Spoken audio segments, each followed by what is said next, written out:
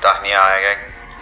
Satu fighter ada harapan untuk Malaysia, tak lain tak bukan Rifdian Masdur, menang 3 pusingan ataupun 3 round Bukan biasa-biasa. Aku sangat bangga lah dengan Rifdian Masdur menang di One Championship yang baru berlangsung semalam Jadi banyak yang puji, banyak yang bagi komen positif juga.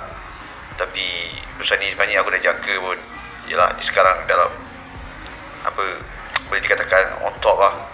Bukan dalam di prestasi terbaik Rifdian. Ni sejujurnya aku sangat gembira dan aku dah expect benda ni akan jadi. Jadi tahniah kepada Rifdian Masdur.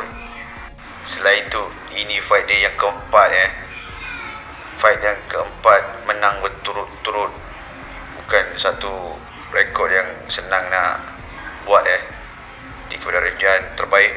Dan aku dah tengok full fight tu, memang 3 round tu dia sapu habis, berkicap member tu. Jadi mungkin masa akan datang keputusan ni masih boleh dikekalkan lah. Terbaik Rifdian Masdur. Ada siapa yang korang dah tengok komen sikit macam mana fight tu.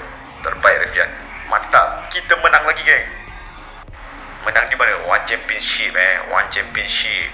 Terbaik Rifdian. This is Force Battle.